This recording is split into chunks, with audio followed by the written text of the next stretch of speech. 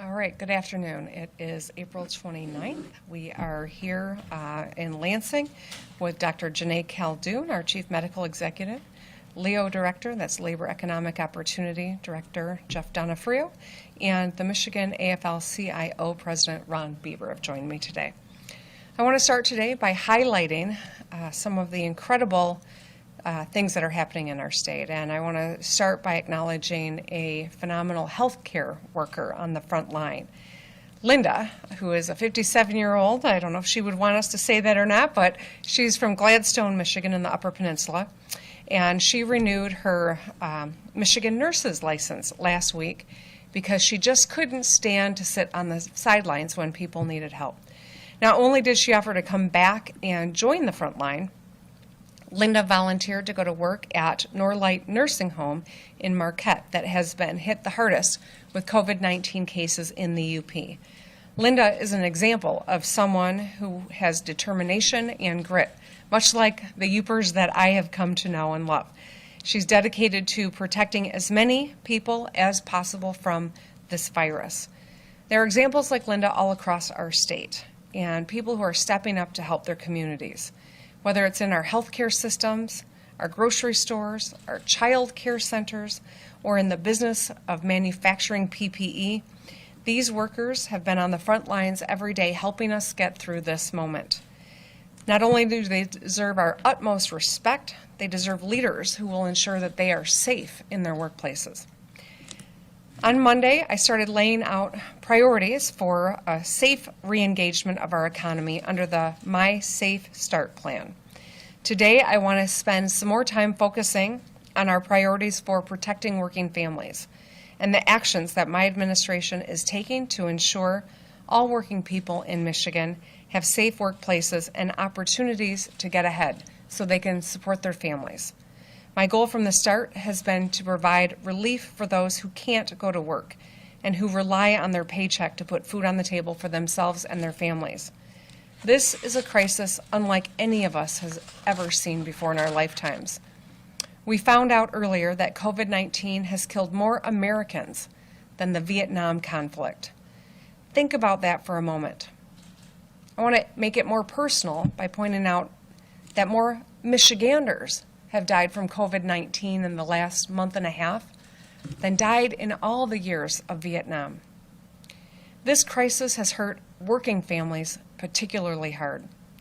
No Michigander should have to worry about how to feed their family during a global pandemic, or how they're going to cover the rent, or how they can go to work with confidence that they're going to be safe and that they'll return and their families will be safe, or worry that they won't be able to get a test for COVID-19 if they start experiencing symptoms. From the beginning, my team and I have been working around the clock to solve those problems for working families. Less than a week after we found our first cases of COVID-19, I signed an executive order to expand eligibility for unemployment benefits. We increased benefits from 20 to 26 weeks, reversing a cut that had happened under the previous administration. We increased the application eligibility period from 14 days to 28 days and suspended the normal in-person registration and work search requirements to make it easier for people to navigate. I also prohibited businesses from retaliating against workers who have to stay home because they've tested positive for COVID-19 or they're experiencing symptoms, or someone they've come in contact with has tested positive or is experiencing symptoms. No worker should be punished for doing their part to protect their family and themselves and their colleagues. I banned evictions and tax foreclosures during this crisis as well, so that everyone can rest easy knowing they won't lose their home in the midst of this global pandemic. And we've created the My Mortgage Relief Partnership with over 200 of Michigan's financial institutions to ensure that no one who is experiencing financial hardship due to COVID-19 loses their home. We expanded child care services for our frontline workers. Another priority was to ensure everyone who needed to get a test could, and if necessary, get the treatment they needed for COVID-19. We've worked with nearly all of the state's health insurance companies to waive cost sharing, including co-pays, deductibles, and coinsurance for COVID-19 testing and treatments. And on Monday, we announced that there are now 699,183 adults enrolled in the Healthy Michigan Plan. This is an increase of over 10,500 adults in the last week. This is the highest weekly total on record. I took these actions because working families deserve leaders who will do everything they can to support them during this time of crisis. It's crucial to remember that our working families deserve year-round support, especially when it comes to safety in the workplace. Even before COVID-19 hit, workplace safety has not gotten enough attention. Now, in the midst of our global pandemic, it's an opportunity to shine a light on that issue that we should be talking about year-round. Workplace safety cannot be an afterthought. It's an essential part of how we achieve a strong, vibrant economy. And right now we're facing two crises. One is the public health crisis, and the other is the economic crisis. I'm taking steps to address both, but let's be clear. The public health crisis begets the economic crisis, and that's why our work has to be centered around meeting the needs of our public health. That means businesses are going to need to do their part as we slowly and safely re-engage sectors of our economy. We've already directed business to adopt an array of workplace practices that have been recommended both by industry and public health experts. Because nobody should have to worry about whether or not returning to work means that they'll return safely to home in the evening when they kiss their loved ones goodnight. Businesses must protect their employees through carefully monitoring of symptoms, instituting an array of social distancing techniques, strengthening sanitation and hygiene, and providing recommended protective equipment, whether it's masks or face shields, or a combination thereof and additional measures. They will also be barred from retaliating against workers who stay home because they think they're sick or they have tested sick or someone in their household has as well. I've mentioned some of the actions that my administration has taken already to protect our working families. And today I'm announcing some additional protections for our workers. First, I want to mention this Friday I'll be signing an executive order that will open both residential and commercial construction by May 7th. We are comfortable taking this step because it is a lower risk enterprise as we've scored risk and developed and worked with industry to make sure we've got appropriate protocols. Today, I'm announcing a plan to help ensure that our frontline workers have paths to opportunity once we get beyond this crisis, so we can thank them for the sacrifice that they've made on all of our behalves. This program was inspired by the GI Bill after World War II. Historically, when Americans put their lives on the line to defend the rest of us from a foreign enemy, we have shown our gratitude by giving them educational opportunities to improve their lives. Our enemy in this instance is a virus, but our frontline workers are just as heroic, and that's why it's important for us to extend some gratitude and some opportunity once we are beyond this moment. This includes those working in our hospitals and nursing homes, our grocery store workers, ensuring we've got food on our tables, and the child care workers that have helped out our frontline, children of the front line, workers who are manufacturing PPE, and those protecting the public and safely sanitation our workers, and those who also deliver supplies. Each of these sectors of our economy is continued on because we depend on them, and so they deserve our thanks and our support. Today I'm announcing Futures for Frontliners. It's a proposal to help ensure those heroes have paths to opportunity. It will provide tuition-free college opportunities for people who have risked their lives fighting on the front line of this pandemic. It will help more workers acquire technical certificates, associate degrees at community colleges, and potentially bachelor degrees at universities.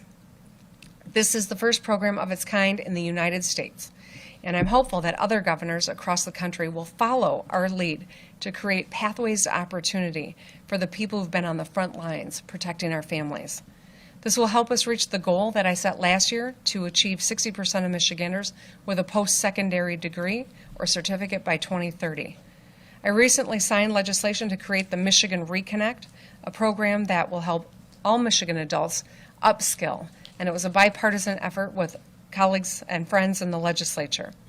Today's proposal for Futures for Frontliners would ensure that our frontline workers receive tuition-free college access no matter what.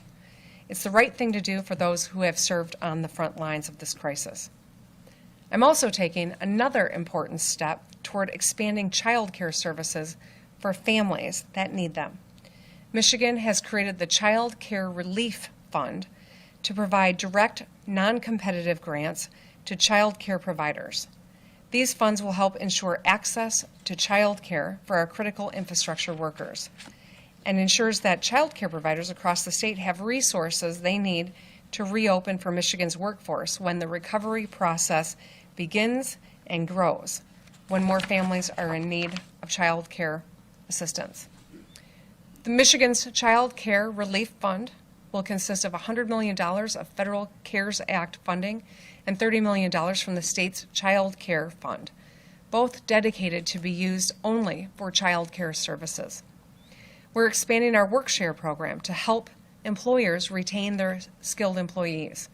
Employees enrolled in a WorkShare program can then receive weekly unemployment insurance benefits as well as additional $600 pandemic unemployment assistance, that weekly benefit. Both UI and PUA benefits will be funded solely through federal dollars.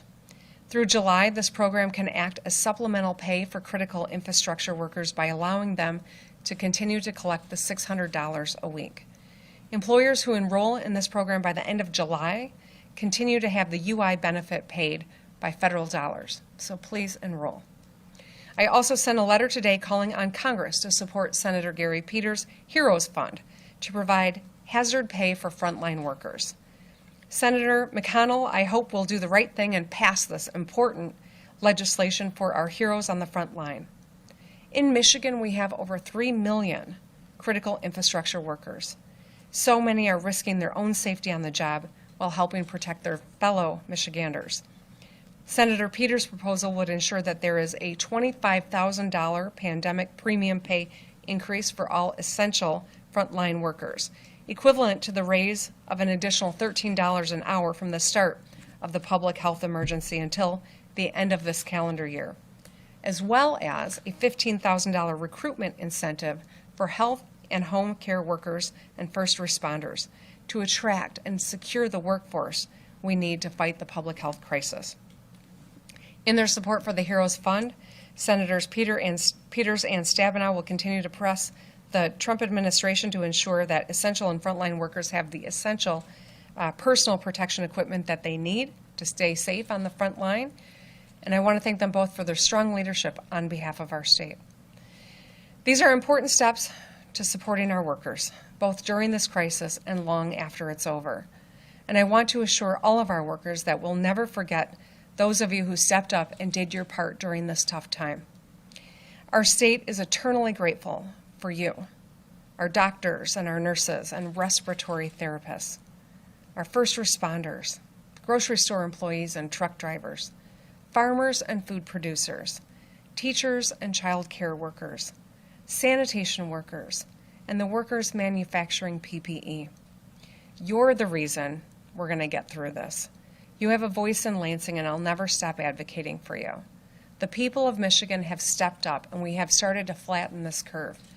Most people have played their part, and we are grateful. We're now in a place where we can think about what the coming days look like and safely re-engage.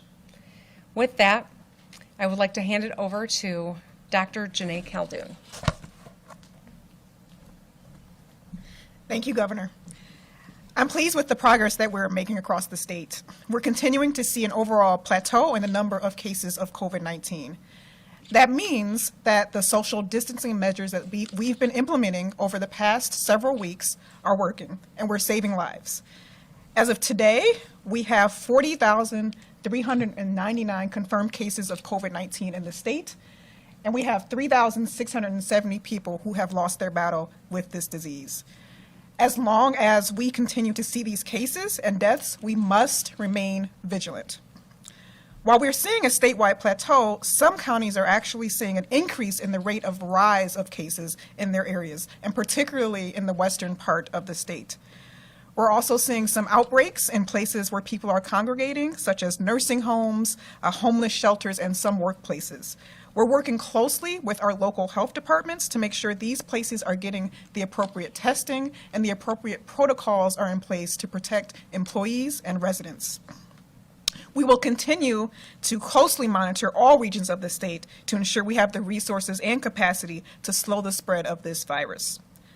One of our focuses, as you know, has been to expand testing as much as possible so that we know where the disease is and we can prevent it from spreading to others. With additional testing sites and our expansion of testing criteria, we've been able to significantly increase the number of people tested in the state. This week, we are averaging about 6,800 tests per day, and that's about 50% more than we were averaging last week. We are proactively looking to expand our ability to test by identifying where there may be supply needs and making sure our labs that have testing capacity are matched with the people who need a test. We're also working very closely with our task force on racial disparities that's chaired by Lieutenant Governor Garland Gilchrist. And we're assuring that there is equitable testing across the state and including things such as mobile testing in our strategy. We're also looking very closely at what's happening in our hospitals. So the good news is that many hospitals in Michigan, particularly in the southeast area of the state, are doing much better now when it comes to that personal protective equipment, things like gowns and masks and gloves. Most have supplies that would last at least 1 to 2 weeks.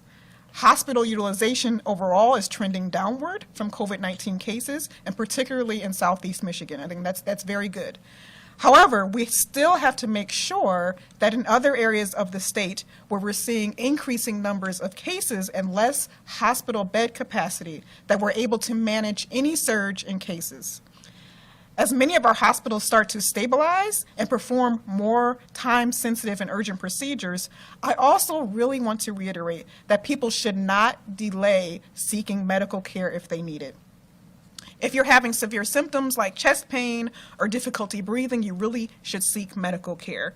If you have important cancer screenings and treatments that need to be done, you should speak to your medical provider and talk about how you can have those procedures done safely. Our hospitals are open, and we don't want unnecessary delays in medical care. We are making much progress in Michigan to combat COVID-19, but we're still in the early months of fighting this virus in the state. I know it is getting warmer outside and people are coming out of their homes now, and that's okay. But we want to make sure that even if you go outside to get fresh air, please remember to practice social distancing when you are out, and strongly consider still wearing even a homemade mask when you're out, just in case you come in close contact with someone else. We can beat this disease, but it will really be a long-term effort that will likely go well into next year until we have a vaccine or hopefully an antiviral treatment that works.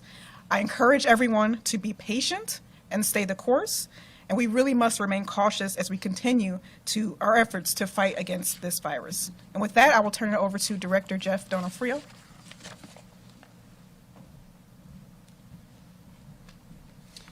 Thank you, Dr. Khaldun, and thank you, Governor Whitmer, for all of your leadership. You know, the Department of Labor and Economic Opportunity has really had 3 focus areas during this crisis. First is to flatten the curve of transmission and stop the spread of COVID-19. Second is to provide those emergency financial assistance and relief to people and businesses that are so needed during this crisis. And then third is to begin facilitating the safe re-engagement of our economy and the economic recovery that ultimately needs to happen. We have to make sure, of course, in that recovery and in that re-engagement that workers are safe and protected, that we're able to have them help grow their income and advance their careers. And protecting individuals, of course, has been a focus of this administration from the very beginning. We moved quickly to impose eviction and tax foreclosure moratoriums to prevent home losses, as the governor mentioned. We also made sure that the increase in unemployment benefits and extended eligibility was quickly implemented. The governor made sure that workers who lacked paid leave wouldn't have to risk going to work while immunocompromised or sick to maintain income. She also made sure that emergency unemployment assistance has been available to the million people who have applied and need it desperately. We are committed to making sure that every Michigander who applies for and is eligible for unemployment assistance receives it. And while Michigan's unemployment system appears to be outpacing the rest of the country in paying benefits, having paid more than $2.7 billion to more than a million Michiganders, our focus and our resources remain on those individuals who need one-on-one assistance to complete their claims and get their benefits. We will not rest until that happens. As we look at the safe reopening of our economy, and as we do everything possible to recognize the commitment and the work of those frontline workers, I think it's going to be something we have to engage in, because making sure that they are successful over the long term for individuals who struggle already to make family-sustaining wages will be critical to the future of our state. So the Governor's Future for Frontliners program, which builds off that bipartisan Reconnect program that provides a tuition-free pathway to a college degree or certificate, means that we're going to be investing not only in them, but in the future of our state. These workers include those in the health industry, hospitals, nursing homes, urgent care facilities, testing, those who are testing and doing contract tracing, those in the food industry, in grocery stores, in curbside and home delivery, those who are in agricultural processing, police, fire, and manufacturers, those first responders.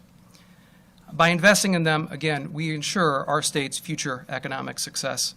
And we look forward at LEO to working with the legislature, Senator Horn, Representative Fredericks, who already have supported the bipartisan Reconnect program, in making this a reality. The governor also mentioned expansion of the WorkShare program. This is a program that provides partial unemployment benefits to those whose hours have been cut. And already thousands of individuals in the state are continuing to maintain their job because of WorkShare and maintain their income. That's going to expand as we re-engage our economy. WorkShare will allow us to rehire individuals at a faster pace. As employers bring back laid-off workers at a part-time rate, WorkShare will continue to provide partial unemployment support for lost hours. This includes the $600 weekly in pandemic unemployment assistance offered by the federal government through the end of July. More information will be available soon on how employers can take advantage of this program.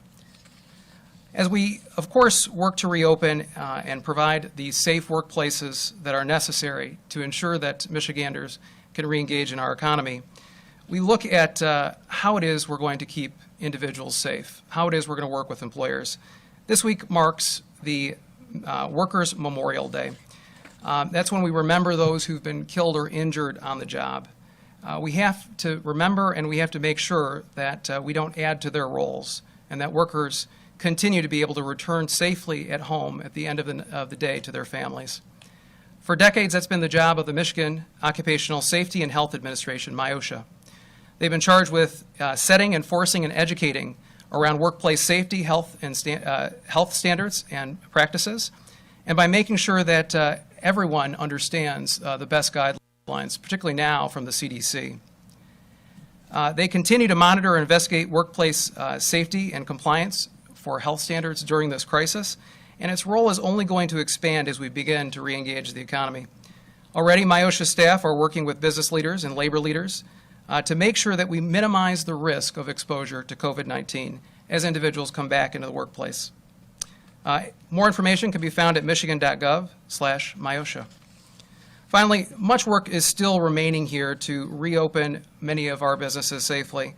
The worst thing that we can do for the long-term economic health of this state is to reopen too soon and increase infection rates, to reopen in a way that is unsafe. This would lead to another round of shutdowns and certainly further economic pain. We're committed to working under the leadership of the governor to make sure this doesn't happen. Key to our success and key to our efforts are going to be working with our partners in organized labor. Those partners who, over the years, have fought for workplace protections and made sure that the rules in workplaces reflect best practices around the country and around the world. It gives me great pleasure then to introduce Ron Bieber, the president of the AFL-CIO, who we'll be working with very closely.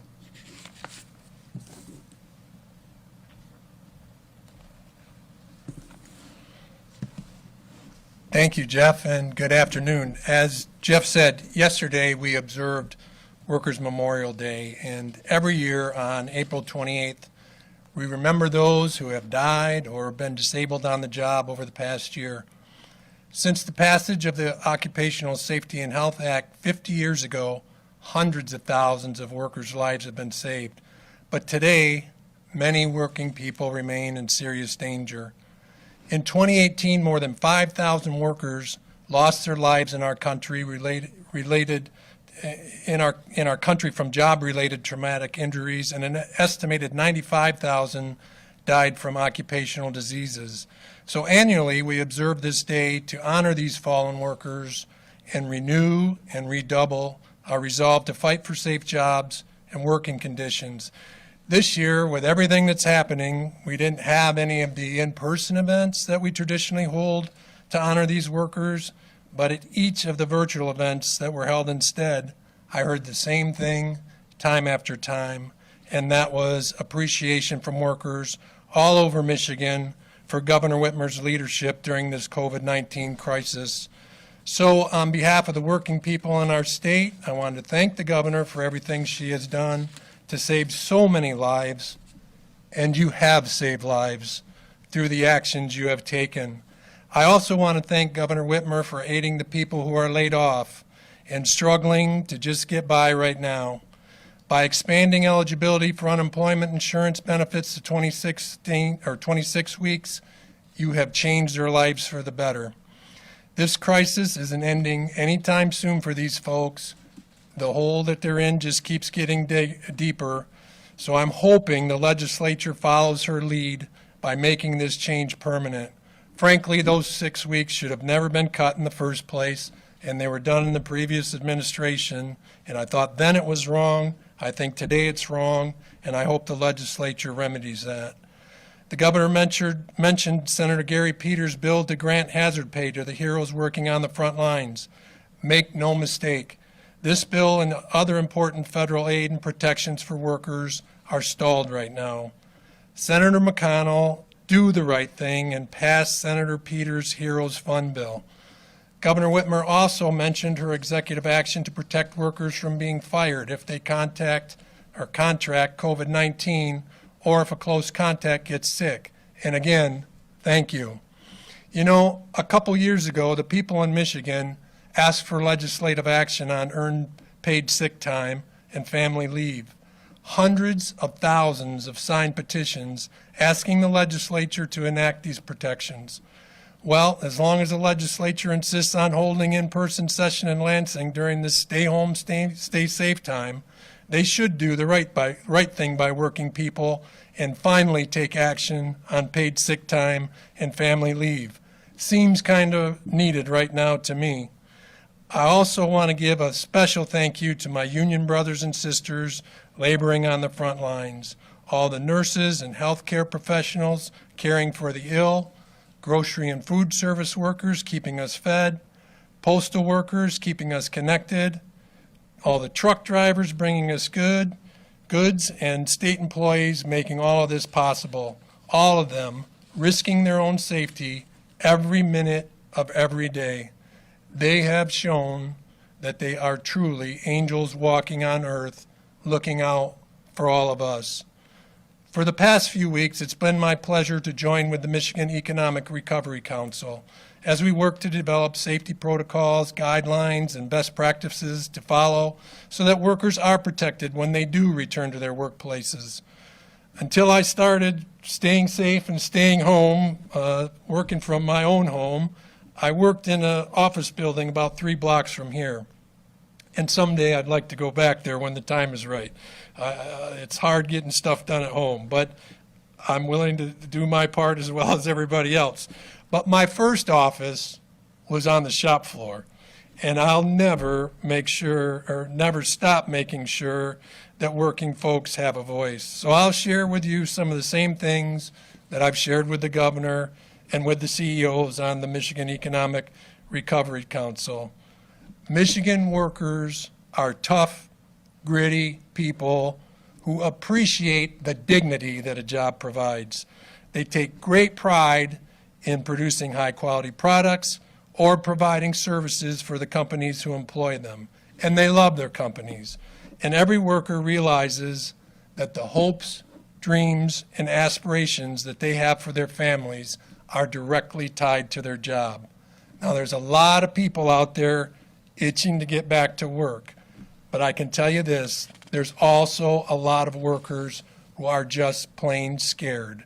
They've been staying home for weeks now to protect themselves and their families, and by now, most people probably know someone who has died from this awful virus. I know more than I care to know. It's many. And all of these workers that I have talked to all over Michigan have told me the same thing. More than being worried about themselves, they're worried that when they do go back to work, they could bring the virus back home to their families and infect them and make them sick. So going back to work isn't going to be like flipping on a light switch.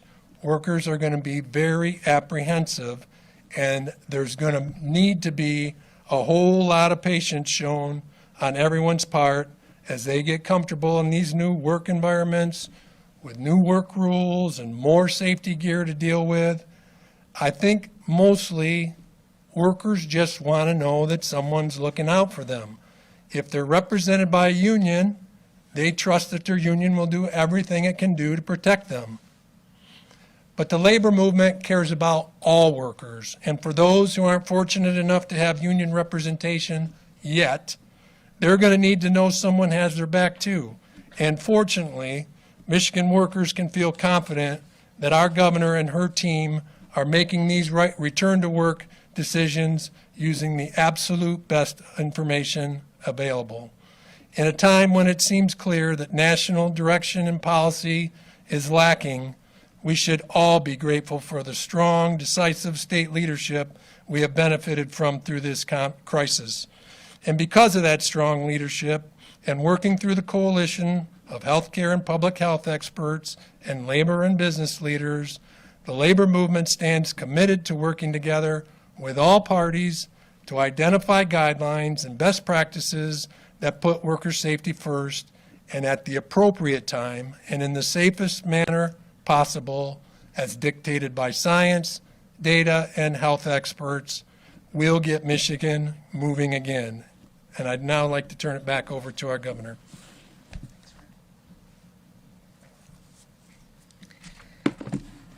Thank you. So, with that, I'm happy to open it up for a few questions from the press. Governor, earlier this afternoon, your office released communication between your office and the Senate Majority Leaders indicating that you did not agree with their offer of 2 one-week emergency extensions in exchange for the public promise to do the next stay-at-home order legislatively. Why is negotiating stay-at-home orders with the legislature off the table at this point, and where do negotiations stand? Is the state of emergency extension not coming at this point? So, a couple of observations. First, the Republicans in the legislature want to negotiate opening up sectors of our economy. They're acting as though we are in the midst of a political problem. This is not a political problem that we have. This is a public health crisis. This is a global pandemic. We've already lost over 3,700 Michiganders, more than we lost in Vietnam. I am completely focused on saving lives. I'm not going to engage in political negotiations with anybody. We don't have time for politics and games when people's lives are on the line. I'm going to make decisions not based on negotiation, but based on facts and science and data and risk. That's what the Michigan Economic Recovery Council work is all about. That's what our re-engagement, turning the dial up and going forward with construction next week, and there may be other things to come and to be announced. But the fact of the matter is, we remain in a state of emergency. I don't know of any other legislature in the country that is just deciding to declare that the global pandemic that killed 103 Michiganders since yesterday is over. It is not over. We remain in a state of emergency until the order is rescinded, and I do not have any intention of rescinding that right now. Governor, I guess with the construction going back into business. Why May 7th? Why sign it Friday and then wait 7 days? It seems a bit arbitrary, especially being a Thursday. It's not arbitrary at all. It's to make sure that the industry has notice so that they can start to get prepared for re-engagement on the 7th. It also gives us enough time between the first wave and when this begins to really make sure that we are watching where COVID-19 is present. We continue to up the number of tests that we are doing, the tracing that we are doing. We do have a few places in Michigan that we are keeping our eye on. On the west side of the state, we have seen numbers increase. We've seen that in a few of our rural counties as well. And so it is not arbitrary at all. It is defined by what we believe is the lowest risk and the right cadence to keep risk down. Governor, can you hear me? I can. It's the mask. So we have CDC data that suggests that there is an increase in the number of deaths that are not or do not appear to be COVID related. Do we really know how many, and this may be for Dr. Khaldun, how many actual COVID related deaths we have compared to non-COVID related deaths, and how many of those why are we seeing an increase in non-COVID related deaths as well? I'm going to hand that one over to the doctor. Thank you. So that's a good question. We're actively looking at all of our deaths. We look at all of our death certificates in the department. We are currently looking at how many deaths we're seeing that are related to COVID-19 versus things like heart disease and strokes. And we're actually partnering with some academic folks as well to look at those more closely. But again, it's really too early to really know exactly retrospectively why we're seeing increasing in deaths that are not necessarily related to COVID-19. I'll also add that what we're seeing in hospitals is that even though someone may have COVID-19, they may be dying from a stroke or something else that may be related to it, so we'll have to flush all of that out in the data. Governor, where are you at on lifting the ban on elective medical and dental procedures, and would you consider lifting it based on regions as outlined by the Economic Recovery Council? So we've been having a lot of conversation around that. I think part of the importance here is to acknowledge that when people use the phrase elective procedures, it actually is considering a number of different types of procedures. Emergent procedures, time-sensitive and urgent procedures like oncology procedures, time-sensitive but non-urgent procedures like a hip replacement or a knee replacement, and then truly elective, which would be kind of in the cosmetic realm. I'm looking at Dr. Jonay to make sure that I get this right. So as we are proceeding, we've been having intensive conversations with our public health experts as well as our leadership in our various hospital systems, and I do think that there is going to be something in the coming days on that front. Now, right now, across the street, the House and Senate are meeting, potentially extending or denying the state of emergency. Will that play any role in rolling out this Safe Start plan? Is there any impact that could come either way with whether they extend it or not? I don't think if whatever determination they make changes the cadence that we have to proceed with. You know, we are making decisions based on the best science and data, with the counsel of some of our great business leaders as well as our public health leaders as we score risk and plan for protocols to mitigate risk. I think you saw the reaction from a lot of different businesses in the construction industry about how pleased they are with this cadence. I think that people are going to be able to really see that each of these steps depends on the level of risk and the ability to develop protocols to mitigate that risk. We're going to keep moving forward, but we've got to keep measuring every step of the way and listen to scientists and get the facts and make sure that we keep people safe. We don't want a second spike. I know that we maybe don't all see eye to eye on everything here, but I would put a lot of money on the fact that we're probably unanimous and that no one wants to see a second spike where we have to come back and do a stay-home posture. I can tell you I don't want to see that, and I presume that that's the case for everyone. This is regarding executive orders, that there's either some confusion or some conflict on your authority to issue them and how long they last. Why do you get to decide which statute you're going to follow when it comes to emergencies and executive orders? It's not for me to decide which statute. I am citing all of the realms of authority that are vested in the executive branch, especially in a crisis. This is a crisis that we haven't seen in 100 years in this country. We've lost 103 more Michiganders since yesterday at this very time.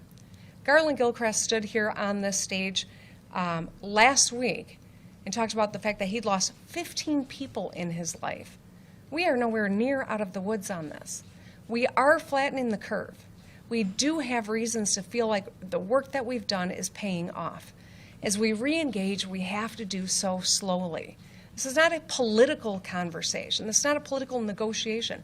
This is about the public health. That's precisely what these emergency powers are all about. And so as I use them, we cite all the sources of that power so that people understand this is the very kind of crisis that they are used in. I don't enjoy using all of these levers of this office, but I have to do this to save lives. And that is what centers every decision we've made. I know that it's hard. I know that people are stressed out, that people are feeling squirrely from being at home so much with their family. I know that people are worried about getting a job so that they can pay their bills, or whether or not their small business is going to make it. I have those same fears. And yet, I know we can't make decisions based on feeling and fear. We have to go with the facts and the science. Lives are depending on this. And ultimately, our economic health is depending on us getting this right. And that's why I stand here with experts, so that you know we are doing the hard work. The data is driving this, and our plans to reopen are thoughtful. They will keep workers safe. They will continue to put us in a position where we can keep engaging additional sectors of our economy, and we will get there. We are making progress, but we're not out of the woods yet. So you've said that workers would not be punished for staying home if they don't feel safe when their job reopens, or businesses would be banned from forcing their workers to come in. So what's the administration's plan for making sure that's the case? Are there going to be any additional executive orders or any additional rules necessary to ensure businesses comply with this? I know it's kind of natural to ask the punitive question, right? But I think what is really important about the work that we're doing with, that is happening in the MERC, that is happening in the executive office, as we're getting all of the data, we know that employers want to go back to work and stay at work, that they want their employees to be safe, that having confidence of their employees that it is a safe workplace, and of the public that they can go there and be safe as well. All of these inure to our mutual benefit. And that's why I think we've seen such great businesses step up and really inform the kind of protocols that they think are necessary to keep people safe. Whether it is an auto manufacturer who's built in plexiglass separations where we can't have the 6-foot distancing that we are all supposed to be observing. Whether it is a landscaping business that knows that where you share instruments, they've got to be sanitized between uses. Our businesses are interested in making this work so that we don't ever have to think about shutting down again. And that's why we've partnered with them and our labor leaders and our healthcare leaders to make sure that we get this right. It's in everyone's interest to avoid a second wave at all costs. And so if a worker tests positive for COVID-19, the workplace, the employer won't want them showing up, and we don't want them to feel economic pressure to not be honest about their health. And so it is in all of our interests to make sure that we get this right. And I know that our great employers across the state, small businesses and large businesses, are vested in the same outcome that we are. Your Futures for Frontliners plan, where is this money going to be coming from? Is this part of the projected $1 to $3 billion shortfall that's projected, especially with the unofficial budget deadline looming in a couple months? These are federal dollars, some of which is, the biggest chunk of which is from the Federal CARES Act, and then in the Department of Labor and Economic Opportunity, there's another $30 million, which is geared toward, I'm conflating two things, aren't I, Jeff? in the Department of Education. We have dollars that are also federal, but that are dedicated toward upskilling. So that's the two sources, but they're federal dollars. The TCF Field Hospital in Detroit, how long, you were talking about the trends, how long do you anticipate that that will have to remain open? We're making some decisions right now. You know, the great victory here is that we were ramping up the building of off-site alternative care facilities because we saw the trajectory that Michigan was on. The people of Michigan have done the right thing. The stay home, stay safe order has helped to flatten this curve, but it's really, an order doesn't flatten the curve, it's the actions of the people. People of Michigan have done the right thing by staying home. We've seen this curve absolutely drop. And so these 1,000-bed alternate care sites are not necessary. They're not filled, thank God. They are functioning and they're attending to some patients, but they're nowhere near used as we were preparing for. And that's a good thing. So we're going to make some adjustments. We know that it's critical that we continue to be good stewards of the taxpayer dollar, that we are able to meet need if we do see a spike. And so all of these pressures are driving the conversation about what our next steps are with TCF. And you'll know something in the next few days. I think we're on that trajectory. Is that about right, Dr. J? Okay, good. All right, thanks, everybody.